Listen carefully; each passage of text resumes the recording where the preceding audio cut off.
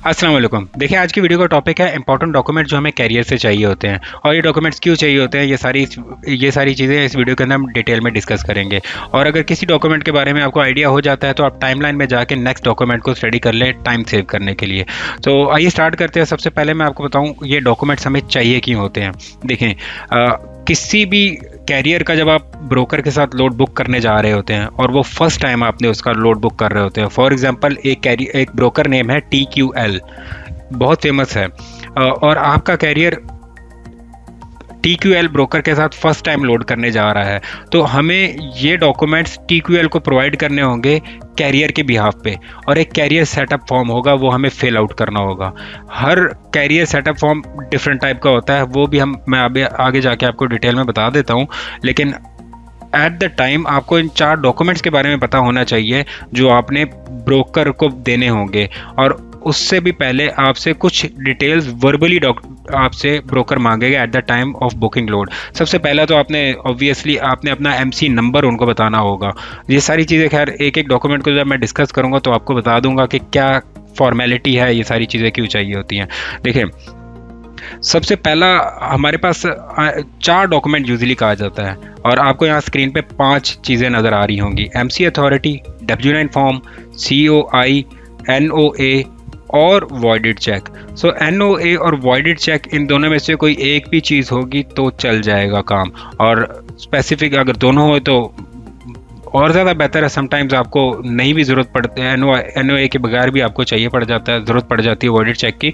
So anyways, ये document आपको सिर्फ फर्स्ट टाइम किसी भी ब्रोकर के साथ पहला लोड बुक करने में होता है। तो फॉर एग्जांपल आपने TQL के साथ एक लोड बुक कर दिया, अब नेक्स्ट टाइम अगर आप TQL के साथ नेक्स्ट डे करते हैं, अगले हफ्ते करते हैं, कभी भी करते हैं, तो उसके बाद आपको इन डॉक्यूमेंट्स, ये वाले डॉक्यूमेंट्स ब्रोकर को सेंड करने की ज़रूरत नहीं होगी।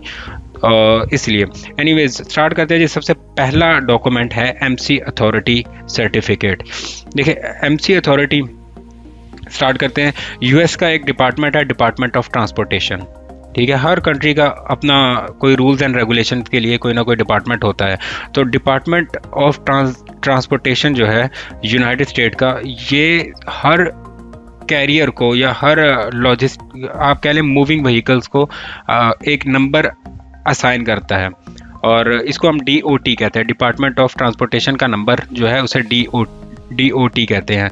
यहाँ पे भी आपको एक एग्जाम्पलरी एक सर्टिफिकेट नज़र आ रहा होगा, इसमें आपको US DOT नंबर नज़र आ रहा होगा, एक एग्जाम्पलरी बना हुआ है, सैम्पल कंपनी नेम और सैम्पल उसका एड्रेस। सो DOT हर आप कह लें जो कहते हैं जो कंपनी है उनको असाइन होगा। फॉर एग्जांपल कोई ट्रांसपोर्टेशन के अंदर कोई पैसेंजर की कंपनी है जो पैसेंजर गाड़ियां मूव करती है, उनको भी DOT नंबर मिलेगा। कोई ट्रैश कैन अगर ट्रैश मूव करती हैं उनको भी मिलेगा। कोई बस है, जो छोटी वैन्स हैं उनको भी मिलेगा। फॉर एग्जांपल कोई ऑयल कंटेनर टाइप होते हैं उनको भी मिलेगा। और ये मतलब DOT नंबर सबको मिलेगा। डिपार्टमेंट ऑफ ट्रांसपोर्टेशन जितने भी ट्रांसपोर्टेशन की गाड़ियां हैं उनको DOT नंबर मिलेगा।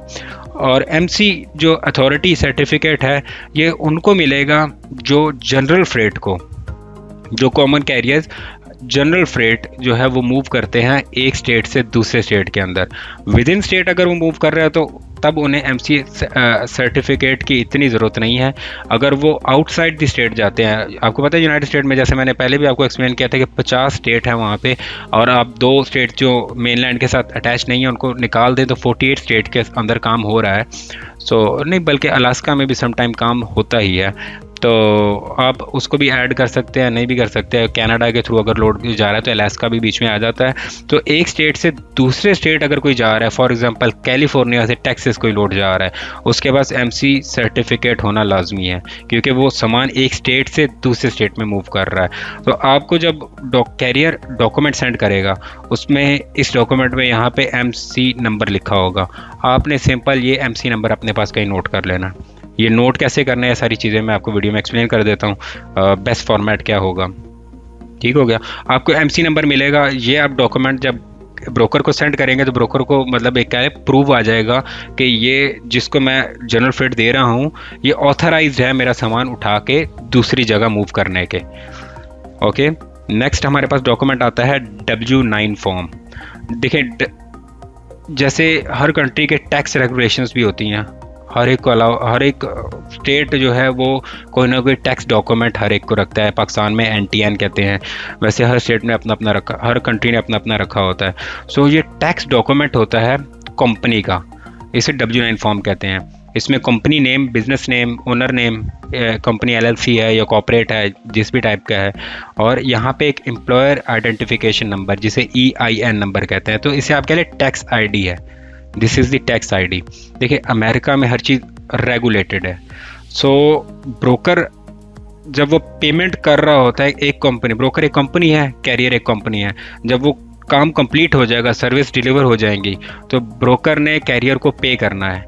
तो उन्होंने अपने टैक्स रिकॉर्ड में बताना है कि हमने इतनी अमाउंट इस कंपनी को पे की है, अपने टैक्स रिकॉर्ड को मेंटेन करने के लिए। सो उनको ये भी चाहिए होगा कि मैंने किस टैक्स ID को दिया है, अपने साइड पे जस्टिफाई करने के लिए कि मैंने फलानी कंपनी जो है उसका EIN नंबर ये था, उसकी टैक्स ID आप कह ले ये थी, हमने इनको इतने पैसे थ्रू आउट द ईयर दिए हैं। वो अपना, अगर वो एनुअली कर रहा है, अगर वो क्वार्टरली कर रहा है, तो वो अपने उस हिसाब से वो फाइलिंग करनी होती है।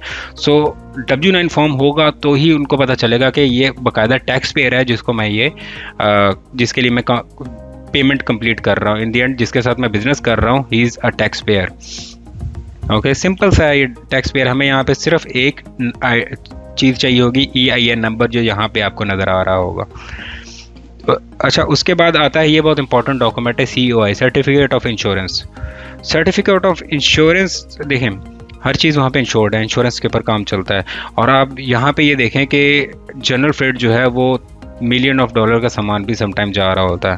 तो जो इतना एक्सपेंसिव सामान एक स्टेट से दूसरे स्टेट जा रहा है, और देखिए मतलब कोई अनसर्टेनिटी भी आ सकती है, कोई एक्सीडेंट हो सकता है, कोई डिज़ास्टर हो सकता है, कोई भी ऐसी सिचुएशन बन सकती है कि वो सारा सामान डैमेज हो जाए। तो उस डैमेज की सूरत के अंदर अगर इस टाइप का कोई सिचुएशन बनती है और सामान सारा डैमेज हो जाता है, तो उसकी रिकवरी कैरियर तो नहीं पे कर सकता, ऑब्वियसली इतने ज़्यादा पैसे तो वो नहीं पे कर सकता। सो वो कैरियर इंश्योरेंस अपने पास रखेगा, आपका कैरियर, उसके पास एक इंश्योरेंस होगी कि इन केस आपके कैरियर से कोई मिस्टेक होती है, मिस्टेक भी नहीं होती, चलो एक्सीडेंट हो जाता है किसी भी वजह से और वो सामान डैमेज हो जाता है, तो वो डैमेज कवर ब्रोकर को in the amount in terms of payment insurance company cover करके देगी। सिंपल सी चीज़ है। और हमें इसके अंदर से इम्पोर्टेंट जो चीज़ें देखनी है, वो सबसे पहले तो हमें यहाँ से मिलेगा इंश्योरेंस कंपनी का नेम, ठीक हो गया, जो इंश्योरेंस कंपनी यहाँ पे आ रही है, और यहाँ पे उसका एक ईमेल एड्रेस लिखा होगा, फैक्स नंबर भी लिखा होगा। हमें ईमेल एड्रेस बहुत इंपॉर्टेंट है और उसका टेलीफोन नंबर बहुत इंपॉर्टेंट है, वो मैं आगे आपको बताऊंगा। सर्टिफिकेट होल्डर जब बनाने की ज़रूरत पड़ती है तो वो तब हमें ज़रूरत पड़ेगी।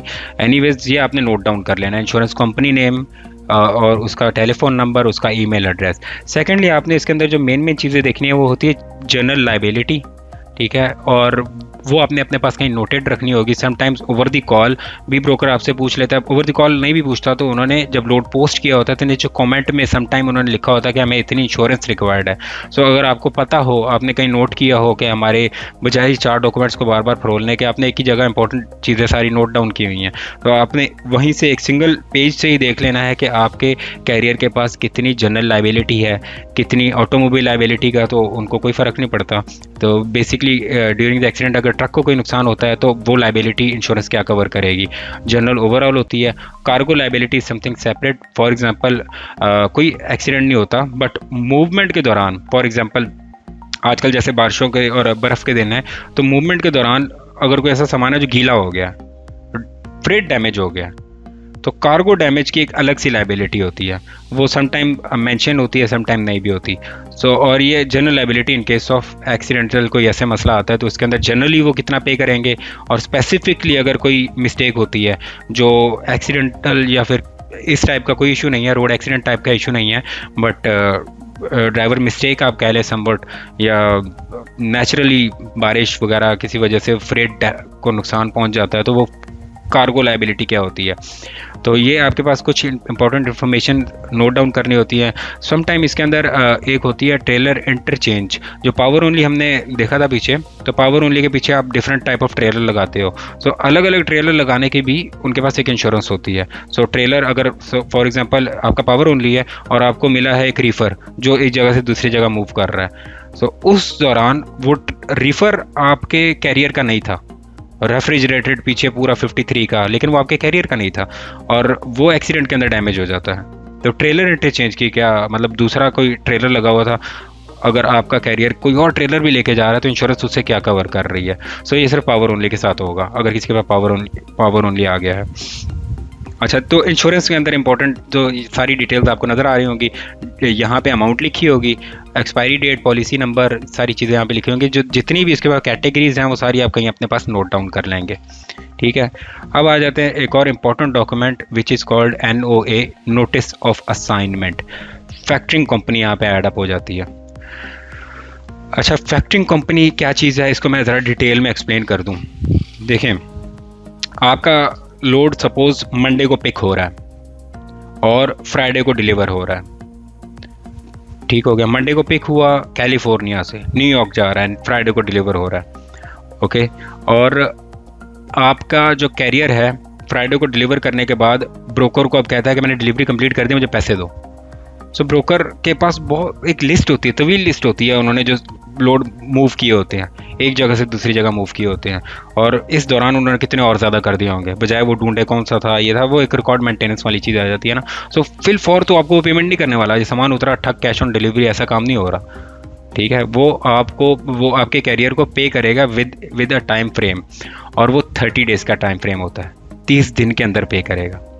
तो अब आपका जो कैरियर है जिसने इतना एक हॉल मूव किया है, उसका पेट्रोल लगा है, सबसे इंपॉर्टेंट तो उसके अंदर डीजल लगा है, तो वो उसकी मतलब वो कॉस्ट कैसे कवर करेगा।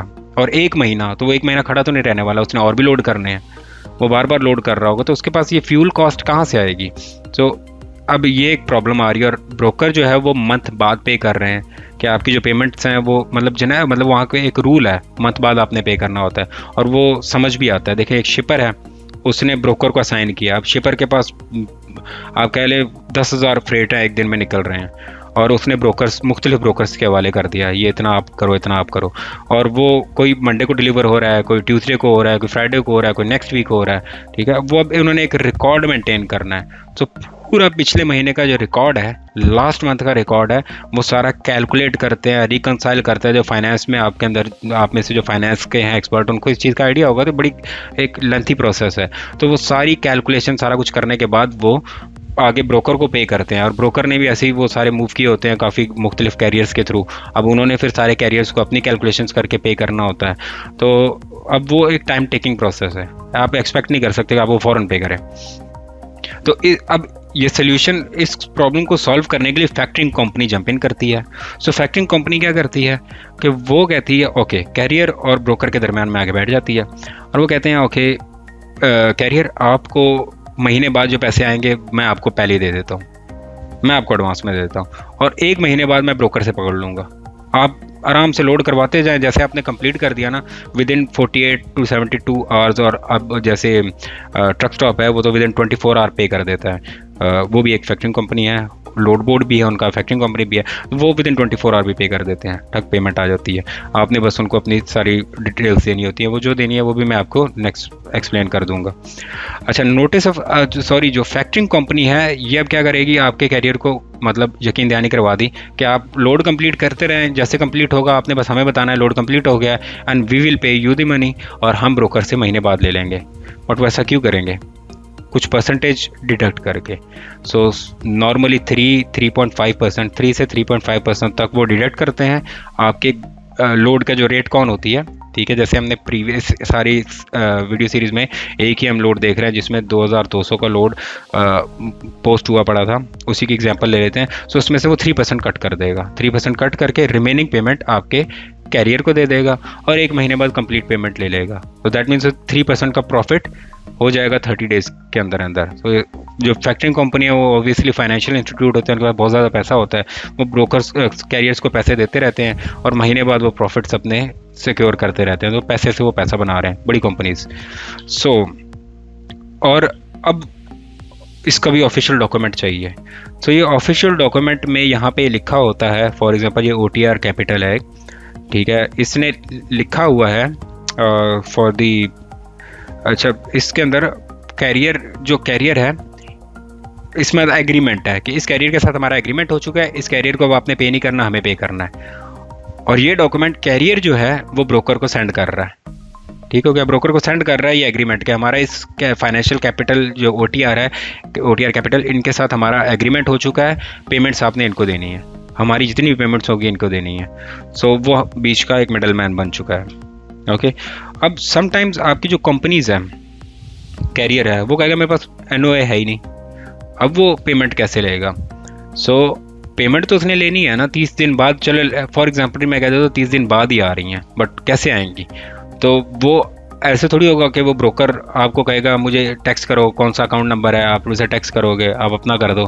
ठीक है, तो वो एक तरीका ये है कि वो वॉइडेड चेक मांगेंगे, चेक के ऊपर वॉइड लिखा होगा और चेक के टॉप पे कहीं कंपनी का कंपनी नेम होगा। ठीक हो गया, कंपनी का नेम होगा विद LLC, और नीचे फिर चेक के आपको पता है नीचे अकाउंट में राउटिंग नंबर, अकाउंट नंबर लिखा होता है, जो आपको मैनुअली भी, अगर आप ऑनलाइन फिल कर रहे हो तो आपको मैनुअली भी टाइप करके बताना होगा कि ये अकाउंट नंबर है, इस पे सेंड करने हैं।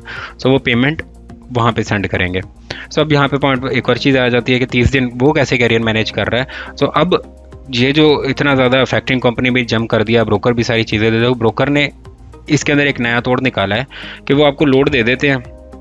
ठीक है, और वो कहते हैं कि आप जिनके पास नहीं है, फैक्टरिंग कंपनी नहीं है ना उनके लिए, तो वो उनको कहते हैं अच्छा हम आपको क्विक पे दे देंगे, हम आपको अर्जेंट पेमेंट कर देंगे, बट नॉट कंप्लीट। वो अब आपसे 3.5-4% हो सकता है 5% काट दें। ठीक है, डिपेंडिंग वो कितना क्विक है, तो वो आपसे कुछ परसेंटेज डिडक्ट कर लेंगे और आपको पेमेंट, आपके कैरियर को पेमेंट क्लियर कर देंगे। और उसके लिए उनको वॉलिड चेक चाहिए होगा फॉर अश्योरिटी कि ये पेमेंट जिस कैरियर के साथ हमने काम किया उसी को जा रही है, तो एक वॉलिड चेक आपने अपने पास रखना होगा। अच्छा, इसके अलावा मजीद आपके पास ना कैरियर का जो है वो ड्राइविंग लाइसेंस भी आपके पास होना चाहिए। अगर वो कमर्शियल ड्राइविंग लाइसेंस है उसके पास, CDL है, तो इसकी पिक्चर आप अपने पास रखेंगे, आप उसके ट्रक की पिक्चर्स भी आप अपने पास रखोगे, आपके पास उसका डाटा मजीद भी होगा, आपके पास उसके ट्रक की पिक्चर्स होंगी, आपके पास उसके ड्राइविंग लाइसेंस की पिक्चर होंगी, और उसके पास अगर कोई और भी अथॉरिटी लेटर टाइप है कोई, तो आपने वो भी पिक्चर्स अपने पास, अपने एक फोल्डर बना के ना उसमें वो डाटा सारा एक जगह सेव रखना है। तो आपने एक नोटपैड बना लेंगे, या फिर आप मैनुअली अगर लिखना है मैनुअली लिख लेंगे। तो आपके जो प्रीवियस मैंने MC, W9, COI, NOA जो बताई थी डिटेल्स, ये सारी डिटेल्स आपने अपने पास नोटेड रखनी है। अब NOA की जो डिटेल है, कंपनी नेम ही एटलीस्ट आपको पता होना चाहिए, इसमें और तो कुछ नहीं पता होना चाहिए। ठीक है, आप नोट रखोगे कि हमारी फैक्टरिंग कंपनी का नाम क्या है। वो अगेन वही फ़ोन पे बात हो रही है तो आप उनसे पूछोगे कि OTR सोल्यूशन को आप पे करते हो कि नहीं करते। समटाइम्स ये भी हो जाता है ब्रोकर किसी फैक्टरिंग कंपनी के साथ काम ही नहीं कर रहा, तो आपको ये भी उनसे कंफर्म करना होता है कि हमारी ये वाली फैक्टरिंग कंपनी है तो हमें पेमेंट उनके थ्रू आएगी, do you work with them और नॉट। तो वो फिंगर टिप में ये चीज़ आपके पास नहीं भी है तो नोटेड तो हो ना, समझ रहे हैं। अच्छा, CDL पे वापस आ जाता हूँ। अगेन CDL में ये है कि कमर्शियल ड्राइविंग लाइसेंस जो है आपके ड्राइवर का, उसके ऊपर 2-4 परमिट्स भी लिखे होते हैं। फॉर एग्जांपल हैजमेट मींस जो वो मटेरियल जिसको आग लग सकती है। ठीक हो गया, आग लगने वाले मटेरियल अगर किसी ने मूव करना है, जनरल फेट के अंदर कोई ऐसा आ गया है जिसको इजीली आग लग, जैसे माचिस की डबियाँ, ठीक है, आप देखते भी उनके फायर का निशान भी बना होता है ना, फ्लेमेबल भी लिखा होता है समटाइम। तो इस टाइप का जो मटेरियल मूव हो रहा होगा ये हर ड्राइवर नहीं कर सकता, मतलब हर कैरियर नहीं कर सकता। जिस कैरियर के पास, जिस ड्राइवर के पास उसको मूव करने का परमिट है, ये परमिट ड्राइवर के पास होता है। कैरियर के पास नहीं, ये ड्राइवर के पास होता है। तो जिस ड्राइवर के पास ये परमिट मौजूद है वो परमिट उसके ड्राइविंग लाइसेंस के ऊपर लिखा होगा, यहाँ पे ऐसे हैजमेट करके लिखा होगा, या टैंकर इंडोर्समेंट वाला बता देता हूँ, जो भी उसका परमिट है वो उसके CDL के ऊपर लिखे होंगे, इसके पास कौन कौन सा परमिट है, इस टाइप का ये फ्रेट मूव कर सकता है। सो नेक्स्ट टैंकर इंडोर्समेंट है, मतलब लिक्विड, बल्क में लिक्विड लेके जा रहा है। अगेन इसकी रीजनिंग भी आप समझ लेना साथ साथ कि फॉर एग्जांपल कोई एक्सीडेंट होता है, कोई एक्सीडेंशियल केस के अंदर ये ज़्यादा नुकसान पहुंचा सकते हैं। अगर कोई टैंकर है पानी से बल्क लिक्विड लेके जा रहा है, या फिर कोई ऐसा मटेरियल जिसको आग लग सकती है, तो एक्सीडेंट में वो ज़्यादा केओस क्रिएट कर सकता है। तो ड्राइवर के पास एटलीस्ट वो परमिट होगा, सम परमिट भी ऑब्वियसली वो कोई ट्रेनिंग देने के बाद ही उनको ये परमिट देंगे। अच्छा, उसके अलावा जो परमिट होता है, एक इंपॉर्टेंट परमिट जो टेक्सास वाली साइड पे अगर आपके यहाँ, या कैलिफोर्निया वाली साइड पे आपको जो कैरियर है वहाँ पे पोर्ट आपको पता लगता है। तो पोर्ट आपको पता है, जो पोर्ट होता है बाहर से सामान आ रहा होता है, दूसरी कंट्रीज से आ रहा होता है, तो वो कस्टम एरिया होता है, हाईली सिक्योर्ड एरिया होता है, तो उसमें हर बंदे की एक्सेस नहीं होती, कोई भी बंदा जाके पोर्ट से सामान नहीं उठा सकता।